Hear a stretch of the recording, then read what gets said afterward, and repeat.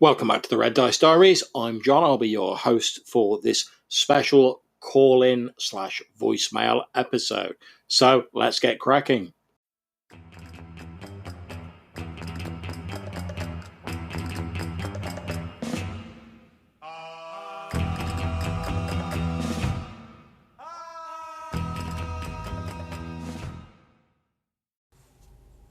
Hey, John, it's Mark. I was listening to your recent bonus episode and about the fetishizing of dice, and I can't say I'm not guilty of that. Since starting into the hobby, I've actually developed my own, quite the collection of different metal dice, that along with stone dice. Stone dice being my top one, is just they're so damn expensive. Not to mention they kind of chip easily if you're not rolling them on the right tray. As far as my first set of dice, I think it was probably a Chessex set. And honestly, I don't really see it so much as fetishizing. It's just part of the hobby, you know?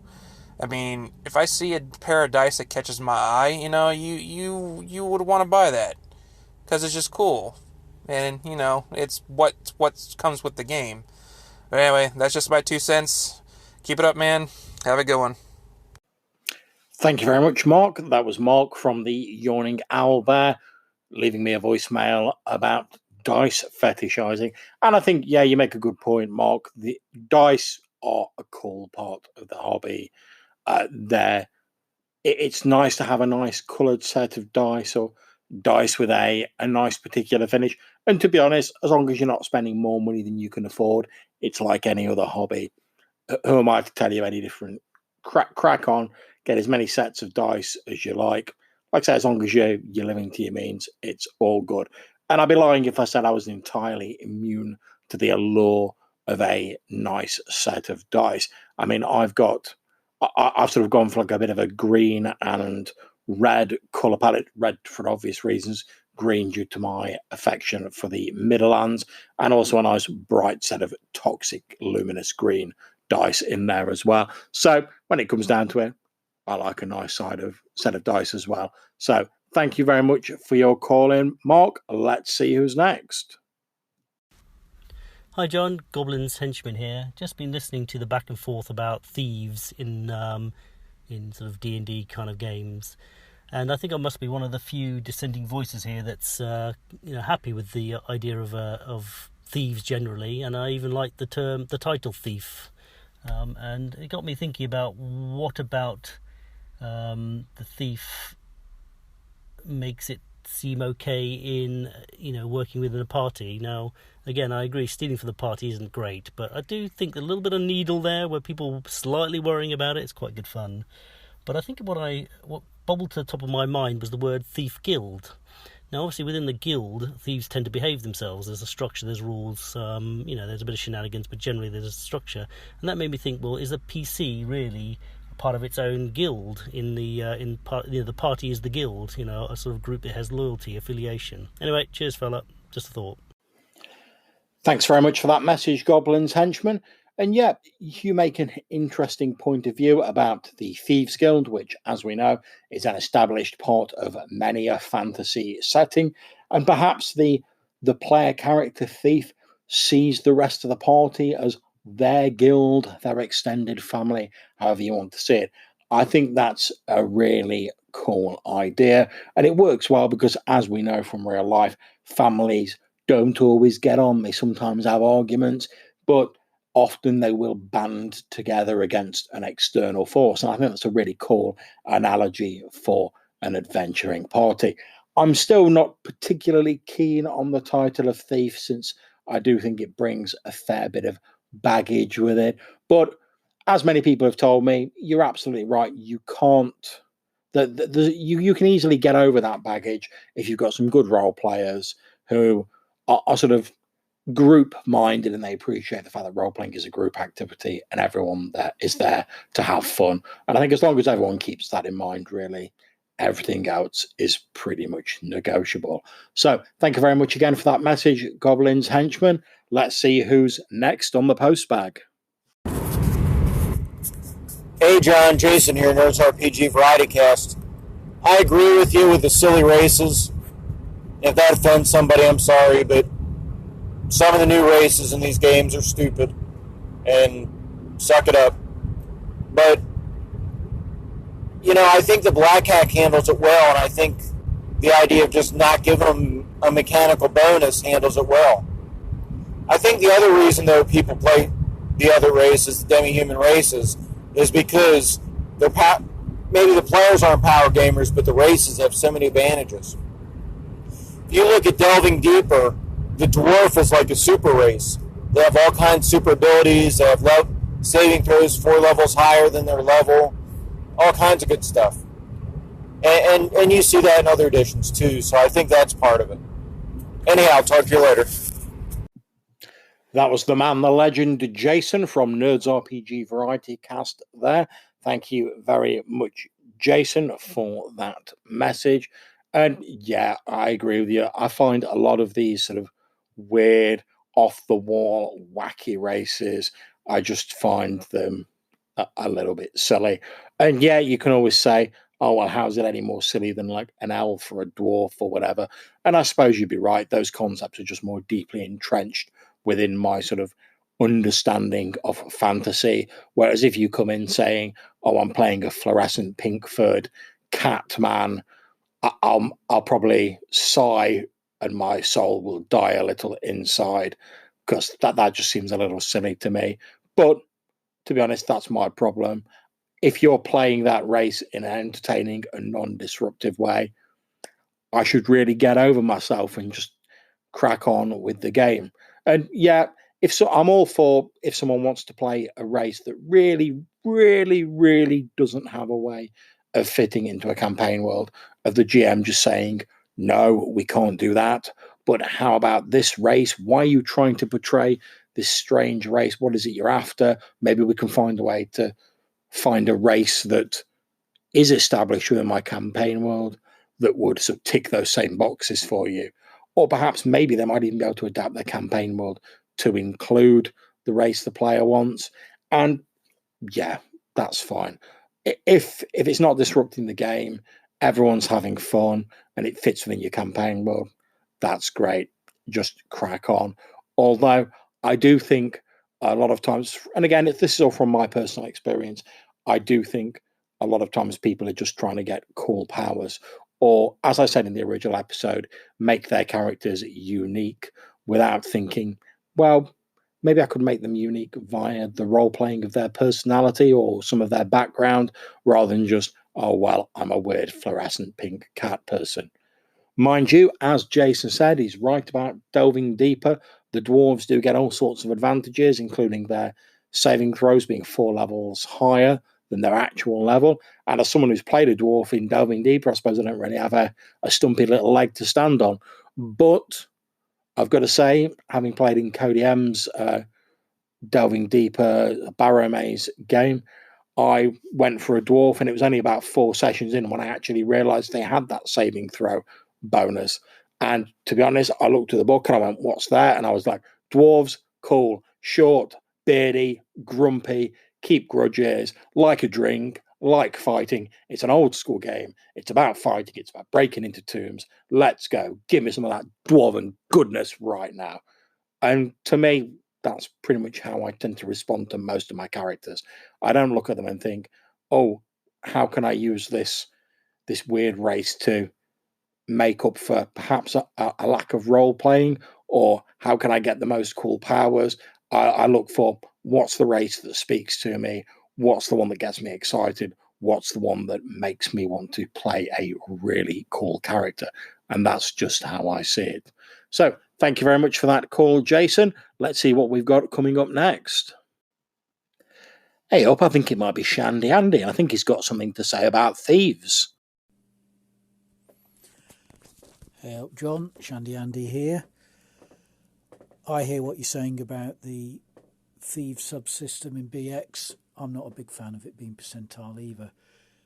I mean, I'm sure you're aware there are a lot of conversions to D6 or 2D6 on the web. I mean, one I particularly think is quite good is from Dyson's Dodecahedron, Volume 1, Issue 1, where he does an article 2D6 Thievery. robbing and stealing without percentiles. And I think that's quite a nice little chart and what have you in there, single sheet of A4, so quite nice. The one thing I would say, though, is no sort of game is really old school, is it, without some type of bizarre subsystem in it? Yeah, I think you've got me there, Andy. I mean, thank you very much for the call, and you're absolutely right. I don't think many old school games are immune to the strange bolted on subsystem. That certainly tends to be a lot of how a lot of them work that I've sort of experienced. And yeah, I'm aware there are D6 thief skill conversions out there. Lamentations of the Flame Princess is one of my favorite OSR books. And that, although it doesn't call them thieves, it has a similar class called, I believe it's the expert, that has a variety of thiefy skills that work off a D6. Although I wasn't aware of the Dyson's dodecahedron article that you'd pointed out, so I will certainly have a rummage around and see if I can find a copy of that to give that a look. So thank you very much, Andy. Oh, wait a second. I don't think Andy's done yet. So what else have you got that you want to talk about, Andy?